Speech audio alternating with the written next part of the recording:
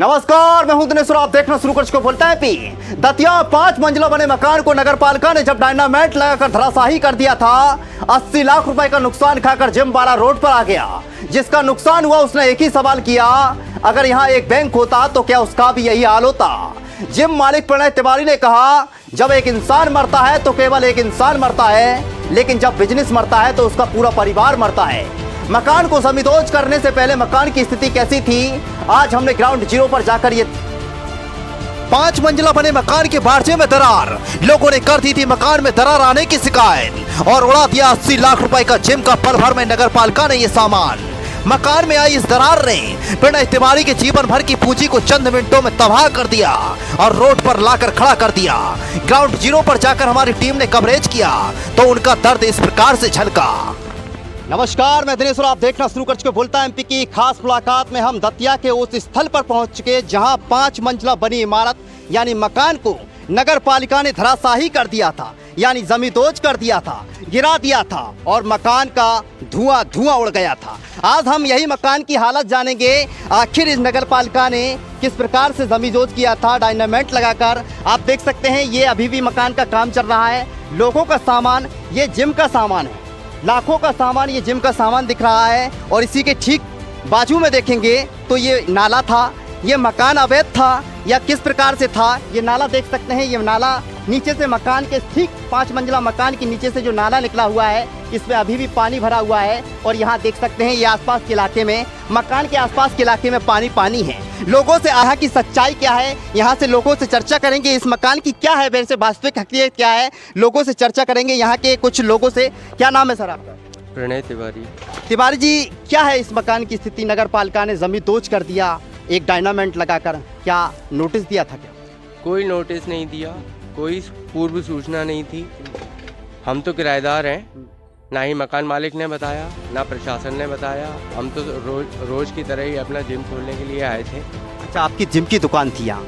मेरा यहाँ पे जिम था और रोज की तरह ही जिम खोलने आए तो मुझे वहाँ पे प्रशासन के लोगों ने रोक दिया। मैंने कहा क्यों और क्या बात है? बोले मकान के अंदर बोले क्रैक आ रहा है, हम किसी को जाने नहीं देंगे। आस पड़ोस के मकान को खाली करा चुके थे। तो मैंने कहा सर मेरा लाखों रुपए का सामान उसके अंदर रखा हुआ है, तो मुझे थोड़ा सा समय तो दें जिससे कि मैं वो सामान निकाल दूँ। बोले नहीं कोई अंदर नहीं जाएगा, बिल्डिंग गिरने वाली है, पिलर सेटल हो रहे हैं, ये है वो है।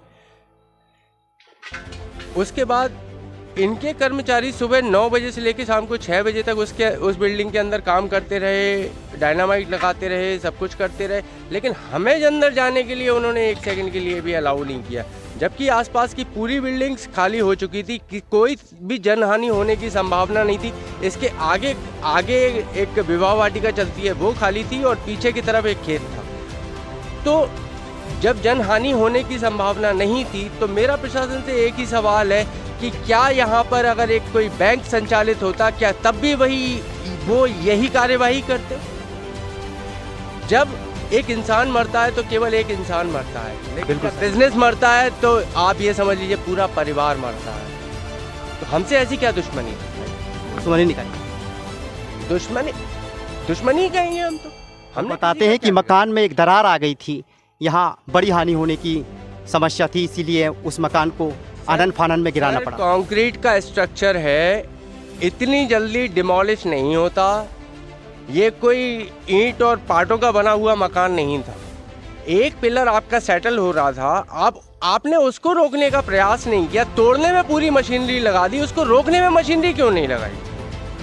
आप रोक लेते उसको, उस मशीन वहाँ थोड़ी सी मदद करते। हम ये नहीं कह रहे आप गिराते उसको, लेकिन हमें उसको खाली तो करने देते। हमारा 80 लाख का पूरा सामान रुका, मतलब पूरा। बताते हैं कि आप यहाँ अंदर आते तो बड़ी जनहानि हो सकती थी, इसीलिए आपको अंदर नहीं आने दिया, इसीलिए उसको आनन फानन में गिराया गया। आप मुझे ये बताइए कि हमारे अंदर आने से उसमें हो सकता था हमें कुछ इम्पोर्टेंट सामान निकाल लेने देते। चलिए हम पूरा मान लिया कि आनन फानन में हो रहा था और बहुत जल्दी गिरने वाली थी।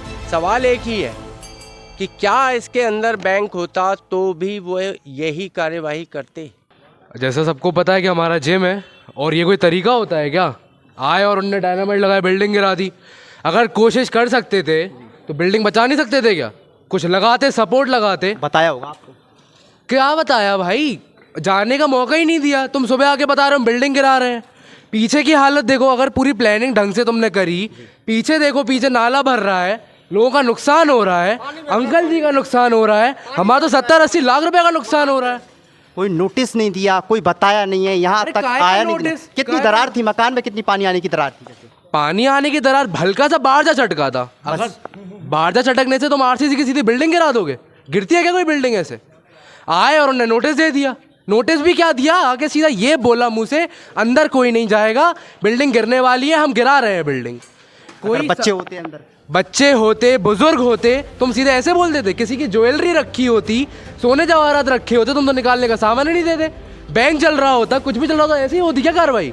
सरकारी दफ्तर होता, अभी किसी का कार्यालय होता तो तुम गिरा देते बिल्डिंग? इतनी हिम्मत होती किसी की गिराने की? आम आदमी है, तुमने परेशान करके रख दिया सीधे। प्रशासन जो भी है, नगर पालिका, सबने तो ऐसे मतलब बिल्कुल धराशायी कर दिया यार। सड़क पे आ गए हम लोग। तो क्या है हमारे पास? कुछ और बचा है क्या हमारे पास? एक ही आमदनी। अंकल जी आप क्या कहेंगे, आपका भी मकान क्या क्षतिग्रस्त हुआ है? हाँ क्षतिग्रस्त हुआ है हमारा, वो बारजा टूट गया है बाजा टूटा है और ये मलमल पड़ा है जी। अवैध मकान था? नहीं हमारी रेस्ट्री में था। नहीं, इनका अवैध था। हाँ आधा अवैध था, आधा रेस्ट्री। आधा अवैध था, आधा। तिवारी जी, सोमू तिवारी जी से चल रही थी सबसे बड़ा सवाल। उन्होंने एक ही बात कहा, लाखों की बात एक ही है, क्या सरकारी बैंक होता तब भी बिल्डिंग को क्या जमींदोज कर दिया जाता, धुआं उड़ा दिया जाता? लेकिन इस प्रकार से आप बता सकते हैं, हम अपने कैमरामैन से कहेंगे, ये लाखों का सामान वास्तव में हकीकत देख सकते हैं। ये लाखों का सामान किस प्रकार से जमींदोज किया गया है। ये चारों तरफ जिम का सामान, मकान में दरार की एक शिकायत पर मकान को उड़ा दिया। और दतिया में चारों फाटक बने राजाशाही क्षतिग्रस्त ये दरवाजे क्या किसी की मौत का इंतजार कर रहे, जो इनका कभी जीर्णोद्धार तक नहीं हुआ। दिनेश के साथ बोलता एमपी तक।